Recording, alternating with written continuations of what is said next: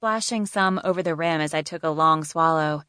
Drops splattered across the front of my cotton shirt, but I ignored them. "He'll be back in 2 days?" She nodded, a slow smile spreading across her face. "You're gonna talk to him, aren't you?" I lifted a brow. "If things go right, I'll do more than just talk to him." "Ew," she threw a towel at me. "You realize he's my brother, right?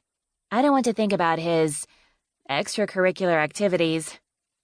I mopped up the mess I'd made on the worn wooden bar top and dabbed at my shirt, sopping up the worst of it. "So he gets back the same day as the gala? Damn it. I'm gonna have to try to corner him beforehand, or on the way there, or something." I was thinking out loud, forming my plan. "Oh." Her voice trailed off and Haley spun around, busying herself with the fruit in the cooler. She dumped in the rest we'd cut up and poured a whole bottle of Everclear over the top. "Haley?" "Hmm? Why won't you look at me all of a sudden?" She shook her head. "I'm sure it's nothing. Just something I overheard at the house the other night, during one of the planning meetings Aubrey came over for." I rolled my eyes. Could she drag this out any longer? "And?" She stirred the fruit with a wooden spoon, studiously avoiding my gaze. "What'd you hear?" Reluctance and apology colored her voice. "Aubrey was whining about how hard it is to drive in heels, and Grandma sorta kinda volunteered West to go pick her up." She mumbled the last part, and it took me a second to process what she said. I pursed my lips and my knee started bouncing in irritation. "So your brother is taking Aubrey to the gala?" It wasn't a question. It was me acknowledging Aubrey worming her way between me and West. Again. "I mean, I don't think they're going together like a date or anything. I think he's just picking her up," she finished, looking at me helplessly. "Honestly, she set the whole thing up. Grandma fell for it, and West was stuck looking like a jerk if he refused. It's only a mile away. And Aubrey is incapable of driving in heels, when I don't think I've ever seen her in flats." My sarcasm wasn't lost on Haley. "I'm sorry," she whispered. "I'm sure you're the one he hoped to take as his date." I drummed my fingers to the same rhythm I was bouncing my knee. "Yeah? I don't know. I'm sure he just, you know what? I'll see him there. I'll drive myself. In heels, no less."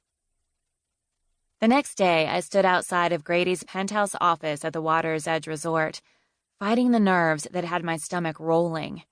I'd requested the meeting, hoping to apologize and find out where I stood with the company, if I still had any employment at all, as a photographer or a lifeguard. My expectations weren't very high on either count. I picked a piece of lint off the pale pink shell I'd paired with slim black pants and pointy-toed flats. I'd pinned my hair back off my face, too, trying to exude a professionalism I certainly didn't feel as I waited for Grady to answer my knock. A minute passed. Shit. Maybe he didn't hear me? I'd knocked more timidly than I meant to, my anxiety showing through the too soft action. Or maybe that was his response?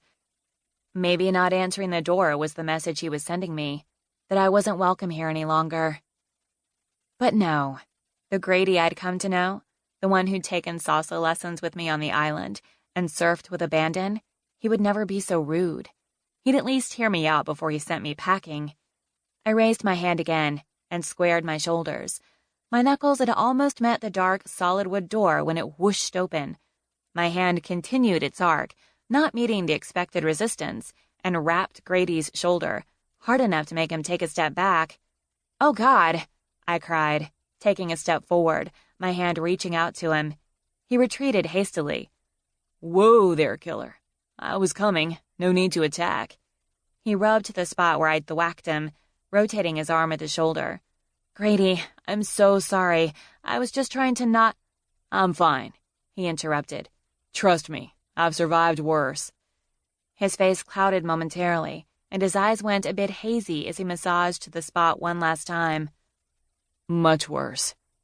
Shaking his head, he moved around behind the mammoth desk that dominated the room.